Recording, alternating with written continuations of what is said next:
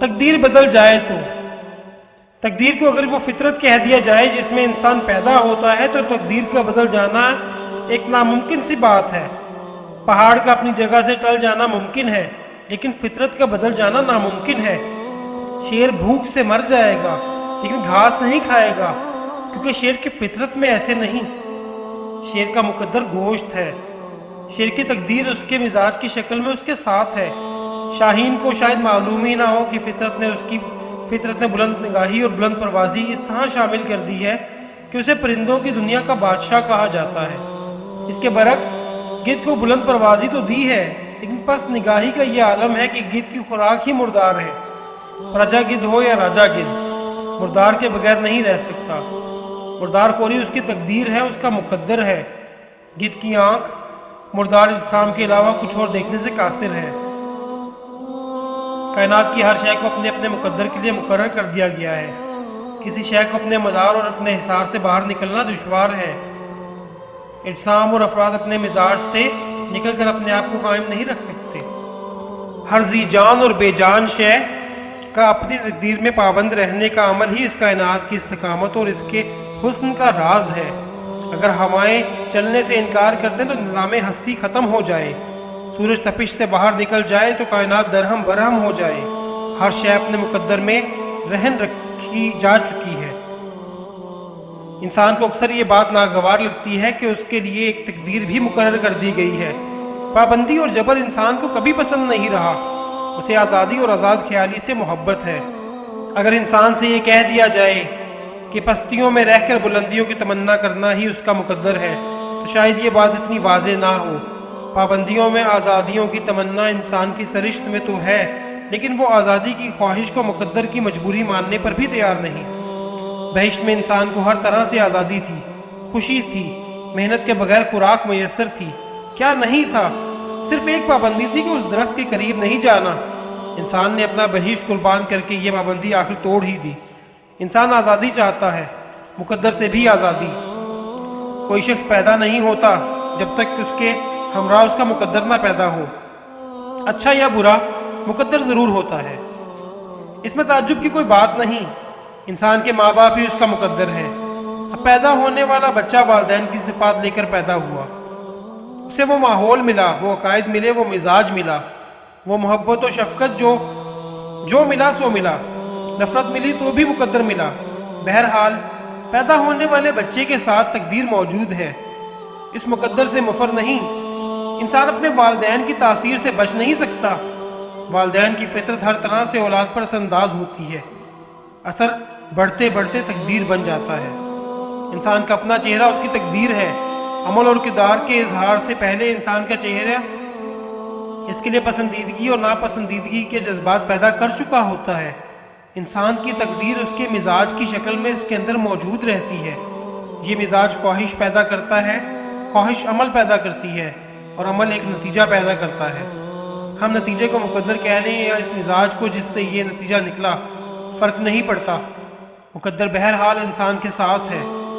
تقدیر کے مقابلے میں انسان نے تدبیر کا تصور رکھا ہوا ہے۔ تدبیر یا حسن تدبیر ہی دراصل تقدیر کی مہربانی ہے۔ ہماری تدبیریں تقدیر کی معاوت ہیں، تقدیر کے مقابل نہیں آ سکتی۔ جب برے دن آتے ہیں تو انسان کی تدبیریں غلط ہو جاتی ہیں۔ ہمیں غلط یا صحیح مشورہ دینے والا دوست تقدیر کا قاصد ہوتا ہے۔ کیا تقدیر بدل سکتی ہے؟ اگر تقدیر بدل جائے تو بدلنے سے پہلے بھی تقدیر کا ہونا بے معنی سا ہے۔ تقدیر بدل جائے تو حاصل بھی ہے تقدیر۔ دراصل تقدیر نہیں بدلتی، جو بدل جائے وہ تقدیر نہیں۔ جب ہم کسی تکلیف میں ہوتے ہیں تو ہم سمجھ نہیں سکتے کہ تقدیر اب کیا ہے۔ اگر مقدر اچھا ہو تو کہیں نہ کہیں سے کوئی نگاہ مرد مومن کی نگاہ بن کر تکلیف دور کر جاتی ہے۔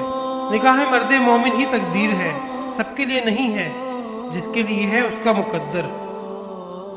تقدیر پر بحث کرنا مناسب نہیں۔ جبر و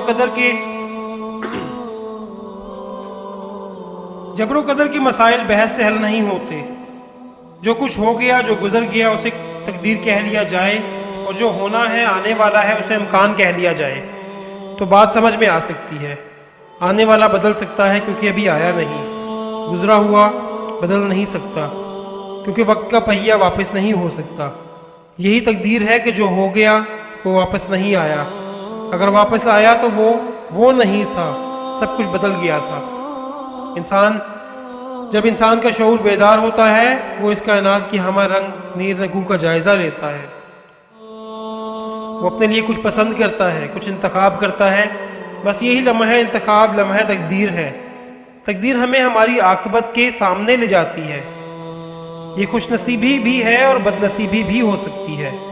موسیٰ علیہ السلام کو معلوم نہیں تھا کہ آگ کی تلاش ان کے لیے کون سا مقدر لانے والی ہے۔ ہم نہیں سمجھ سکتے کہ ہمارا انتخاب ہمارے لیے کیا دشواریاں اور کیا آسانیاں لائے گا۔ ایک غلط فیصلہ زندگی کو بہشت سے نکال کر دوزخ میں ڈال دیتا ہے، اور اسی طرح ایک قدم خوشبختی کا قدم دوزخ سے نکال کر ہمیں بہشت میں پہنچا سکتا ہے۔ اس کائنات میں ایسے ہوتا ہی رہتا ہے، غیر معمولی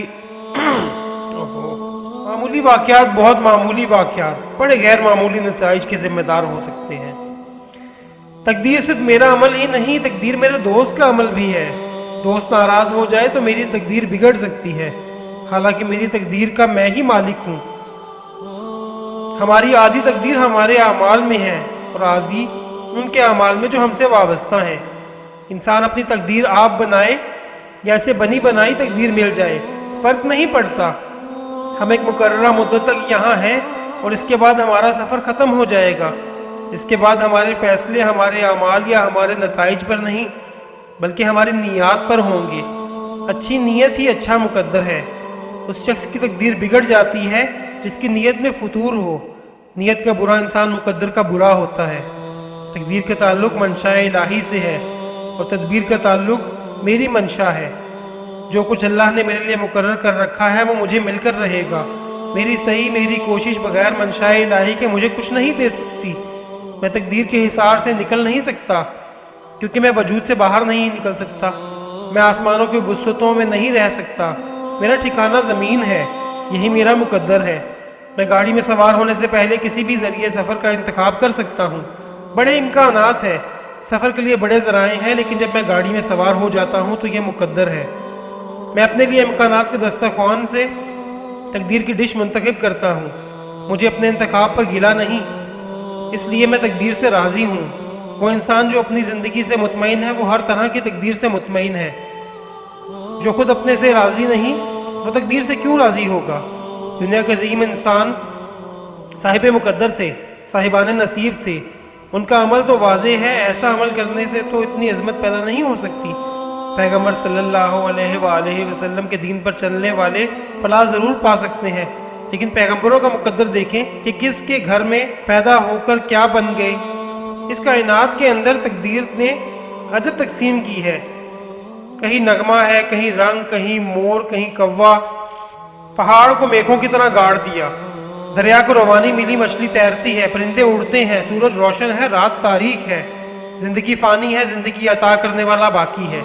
اسی مقدر کی دل آویزیوں میں ہم نے چند روزہ زندگی صرف کرنی ہے۔ اپنے لطف میں سفر کریں۔ میرا مقدر میرے مالک نے میرے لیے بہت بہتر مقرر فرمایا ہے، کوئی جھگڑے کی بات نہیں۔ میری تقدیر کی لکیر میرے ہاتھ میں بھی ہے اور اس کے ہاتھ میں بھی جس سے میرا تعلق ہے۔ جہاز میری تدبیر ہے، بھور یا کنارہ میری تقدیر، مکان بنانا میری تدبیر ہے، اس میں سکون ملنا یا اضطراب میرا مقدر ہے۔ اگر انسان پیدائش میں اور موت میں آزاد نہیں تو اس کی زندگی کیسے آزاد ہو؟ جس کو اپنے آپ پر اعتماد نہ ہو، کسی خوش فہمی پر کیسے اعتماد ہوگا؟ جو انسان اپنے قد سے باہر نہیں نکل سکتا وہ تقدیر کی حد سے کیسے باہر نکل سکتا ہے؟ بہرحال تقدیر ماننے والوں کے لیے ایک نعمت ہے، نہ ماننے والوں کے لیے ایک آزمائش ہے۔ اگر یہ سوچ لیا جائے کہ ماضی میرا مقدر ہے، حال فیصلے کا لمحہ، مستقبل امکانات کا خزانہ، فیصلے سے پہلے ہی ہر راستہ منزل کا راستہ ہو سکتا ہے، لیکن فیصلے کے بعد مسافر کے لیے منزل تک پہنچنے کا راستہ صرف ایک ہی راستہ ہے اور وہی مقدر ہے۔